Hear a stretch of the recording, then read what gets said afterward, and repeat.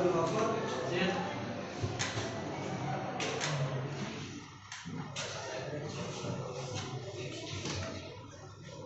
Abdul Hafiz Wicaksono. Abdul Ramadan.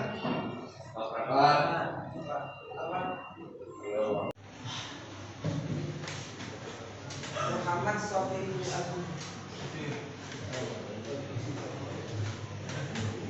Nafis Fazil Wahid. Nafis. Oke. Dari kaki kok. Raditya Haji Samudra.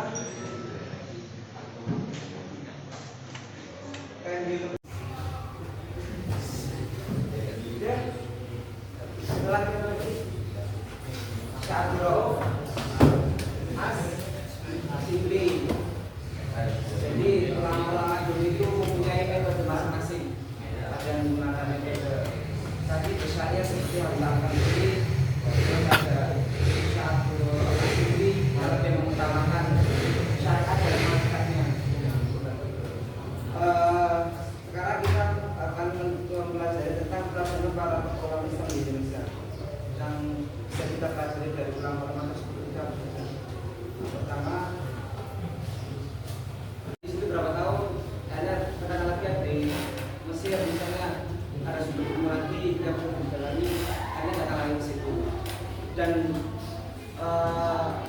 menurut ilmunya itu tidak berlaku. Akan bahkan ada yang sampai lupa dan nikah. Contoh ya Imam Nawawi Al-Badani itu nggak nikah, saking nggak sibuknya. Guru saya itu nikah itu umur 34 tahun.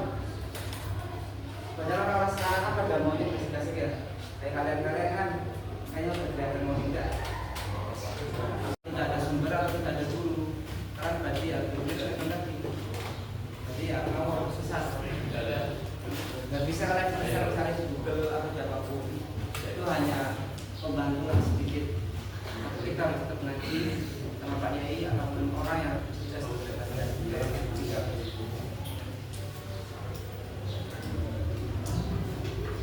Terus fungsi guru bukan hanya sekedar mengenal skillnya, namun yang terpenting adalah interaksi yang mampu menunjukkan karakter sang murid.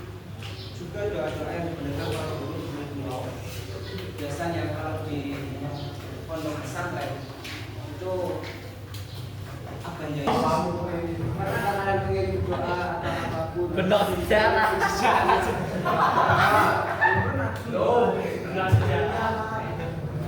Nanti dia kalian mulai melakukan pelajaran sejak kita pas kata dikatakan sejak seseorang yang mengajarkan sudah satu huruf itu jalan dulu bisa. Jadi mana? Jadi misalnya sedang sholat doa jangan lupakan nama doa dulu kalian. Buat disebut juga nggak apa-apa misalnya kalian masuk susah kita baca guru-guru kami kalau mengajarkan kami al-Fatihah. Jadi nanti sudah dapat. Tapi kalau lebih baik adalah dikhususkan langsung.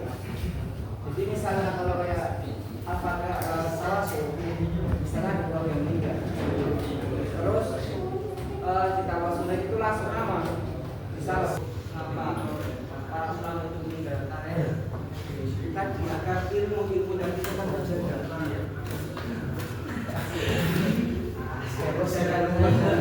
Karena ilmu itu kan harus bersumber ke sana. Tapi dari pada Nabi nanti sampai ke zaman Rasulullah, zaman Khalifah nyambung ke tabi'in, terus nyambung ke tabi'in, nyambung sampai ke kita. Itu harus ada jalannya. Ketika nanti tidak ada jalannya, tidak ada sumbernya kan susah. Makanya para ulama itu membuat karya agar karya-karya itu bisa menikmati atau mendengar nasihat-nasihat dari kalian. Walaupun kita juga merasakan bareng bersama. Maaf.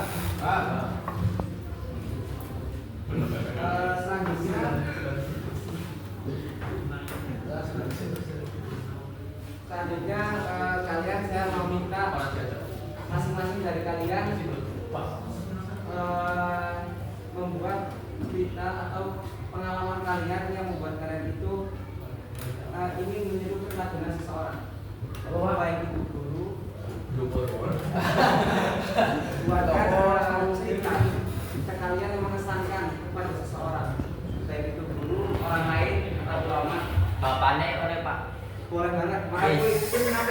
Bapaknya guru ngaji, benok ae. Nah, Bapakmu buatkan surat tersebut di buku kalian aja.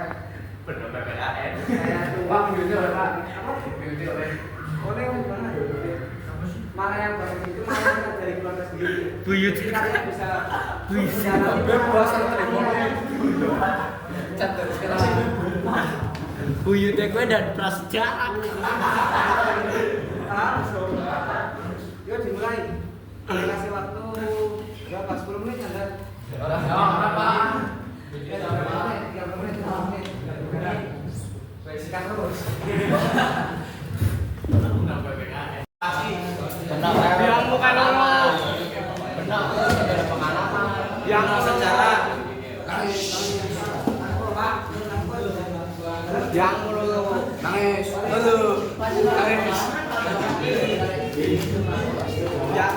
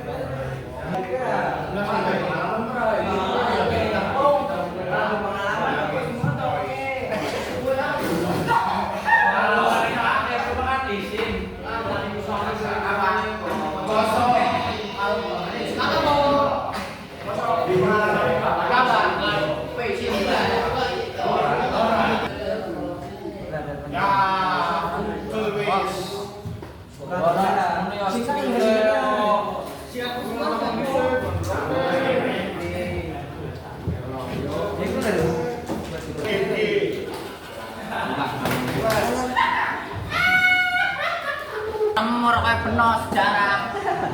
tulisannya kayak Soekarno ya. Benok kayak sejarah. Belum pun dia, hah? Judul nih. Soekarno dia prakteknya tulis kebanggaan negara punya orang tua.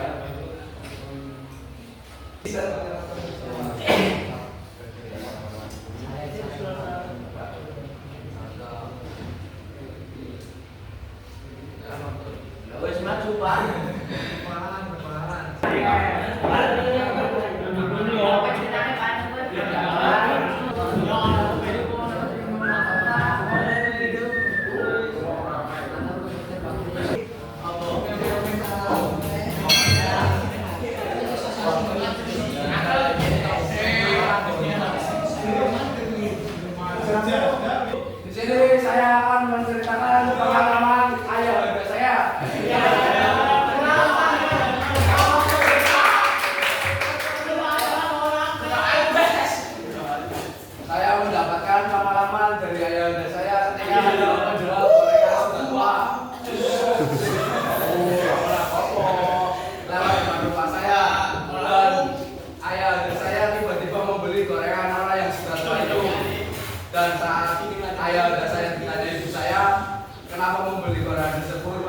ada gorengan di rumah. Seketika ayah dan saya menjawab, kasihan melihatnya sudah tua dan masih banyak gorengan di tersebut. Dari kisah ini saya mendapat pengalaman dan pembelajaran untuk selalu membantu orang yang kekurangan dan kesulitan. Wassalamualaikum warahmatullahi wabarakatuh.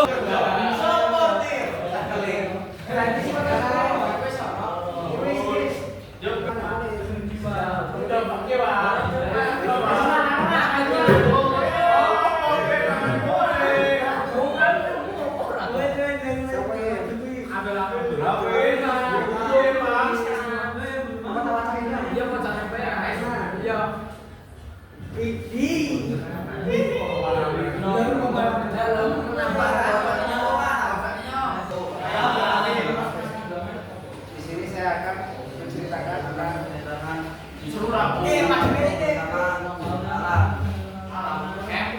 Ayah seorang siswa yang memiliki kenangan di desa ini. Ayah saya pergi ke kebun, biasanya mengejar kebun ayah dan ayah saya pertama dan menikmati angin sepoi-sepoi.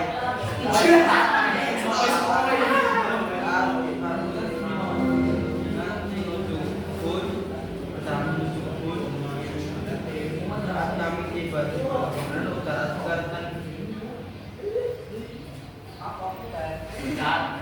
suara burung menyambut kedatangan kami. Pengalaman itu sangat menyenangkan saya karena saya bisa memberi waktu dan ayah dan menikmati keindahan alam dan bisa hidup utara sendiri bersama ayah.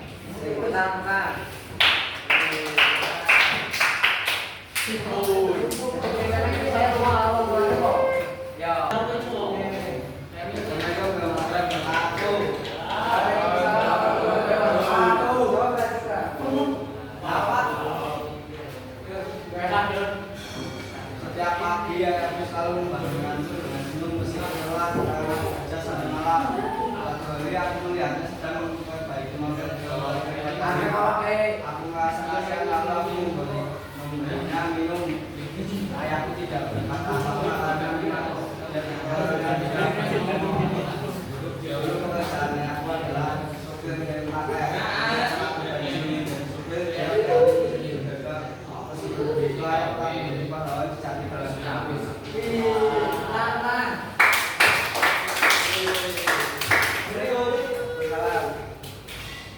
Jadi kita itu harus apa sih? Kita kan punya orang tua, kita harus bangga. Kita punya orang tua kita ada kalau ada orang yang sudah meninggal orang tuanya, dia belum sempat buat kenangan-kenangan dari orang tua, dia belum pernah berbakti kepada orang tua kita. Tapi di dalam orang tua tersebut tidak ada ambil oleh Allah. Makanya kita yang masih menjalannya berbakti kepada orang tua dan sebaik mungkin. Berikan yang terbaik kalian kepada orang kalian. Nanti ketika kalian sudah meninggal, nanti kalian akan menyesal sendiri dan kalian belum bisa berbakti kepada orang tua kalian. Makanya dari sekarang tanamkan hidup bermanfaat kepada orang tua kita. Pastikan hidup yang kalian jalani ini bisa membuat orang tua kalian bangga dan nantinya juga tergantung pada anaknya. Orang tua ini juga masih, tetapi ketika anaknya itu banyak dosa, nanti ya bisa tertarik masalah. Atau sebaliknya orang tua yang menyenangkan tapi anak sudah orang tua bisa tertarik. Makanya dari sekarang berbuatlah yang baik, berikan contoh yang baik. Lakukan yang terbaik kepada orang tua kalian. Berbakti dengan yang baik. Jika orang tua kalian capek, setidaknya kalian bisa menawarkan tak sembuh. Jadi pakai tali menit, itu jangan duit. Tahu kok, jangan curi kan menit. Lanjut, siapa lagi? Tahu Ahmad Fadli? Ya Pak.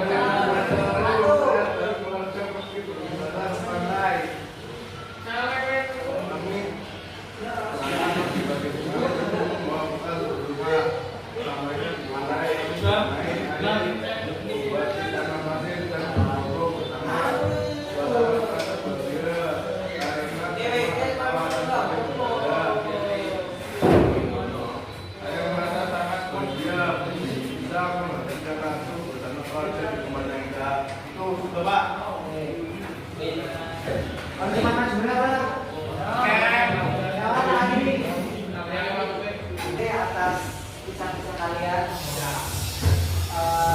kita punya latar belakang berbeda-beda. Tentang jadi kita di rumah kata-kata itu berbeda bangsa. Dulu ada pernah kisah begini. Kalian tahu yang Dayuk? Ada tahu. Kisahnya Dayuk terkenal dengan Nakit. Nah Dayuk dulu pernah diuji sama Allah. Sampai 9 tahun. Bayangkan sakit selama 9 atau 13 tahun. Alhamdulillahnya itu izin proses Allah. Allah Nabi Ayub itu mau taat karena sama engkau dikasih harta, kekayaan dan anak-anak kelengkapan kehidupan. Akhirnya kali itu mau bertawaran terus menjawabkan perkataan dari diri tadi. Akhirnya dari manusia pertama orang berbeda, akhirnya berangkat dari berbeda. Isinya itu kalau misalnya para pemikir yang tercipta sungguh akhir berdoa. Orang yang selalu menemani Nabi Ayub dengan baik itu, mohon maaf, beliau dalam keadaan sakit, sakitnya itu tidak lain, tidak bisa melawan apapun. Terus mereka ada luka-luka juga, ada batu. Ketika misalnya mau sebaya, batusnya dari jago, di depannya ada yang lakukan. Alasannya karena batu ini tidak ditampilkan sama Allah untuk melakukan itu tidak takut batu. Akhirnya tadi sampai mengembalikan batu dan poinnya adalah kita setidak kuat setidak bersyukur dan sabar karena Allah mengatakan lagi syukurna dan aku mengatakan ketika kita bersyukur dengan apa yang Allah telah berikan nanti Allah akan menambahkan. Kalian dikasih kesehatan, kalian mau bersyukur, kalian mau sholat, mau belajar atau mau apapun dan sebagainya dan nilainya tidak kasihan nanti Allah menambahkan nikmat-nikmat atau apapun. Tapi ketika ingat dan bersyukur, ketika kalian tidak mau bersyukur di atas nikmat apa yang telah diberikan, orang kita patut ingat dan bersyukur. Orang yang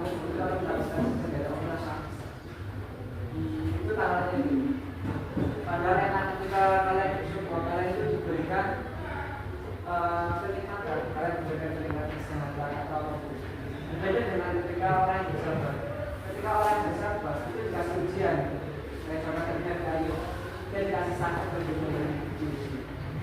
Makanya derajat kesabaran itu lebih tinggi daripada derajat toleransi. Kalau kalian bisa bersabar dari keadaan kalian mengalami maaf, berhukum atau apapun, kalian mempunyai awal harian yang tidak baik, kalian rasanya kecewa. Itu normal. Saya juga begitu. Saya datang dari kampus dari sana. Saya juga memiliki malas, lesu. Karena kita ya manusia, capek. Tapi karena saya pernah mendengarkan tersebut, kata-kata tersebut, kita harus bersyukur atas apa yang Allah berikan, agar kita bisa mendapatkan kewajiban. Ketika kita mendapatkan ujian-ujian lagi, kita bisa dapat nanti hal tersebut bisa meninggikan atau mengangkat derajat kita dan derajat yang lebih tinggi. Jadi semakin kita bisa sendiri. Ataupun kalian ketika dengan merasakan kesusahan itu bisa menjadi keringanan untuk kalian nanti ketika di akhir nanti. Jangan lupa berikan tawasul atau kepada orang tua kalian, guru kalian, teman-teman kalian. Hidup itu cari tanah dan kita bisa rasakan apapun orang yang rasakan. Oke, itu saja yang bisa saya sampaikan. Mohon maaf atas apa yang saya lakukan. Mungkin ada kata yang sebenarnya atau menyakiti dari kalian atau perbuatan sangat menyakitkan dari kalian. Saya mohon maaf sebesar-besarnya. Wabillahi taufiq wal hidayah. Wassalamualaikum warahmatullahi wabarakatuh.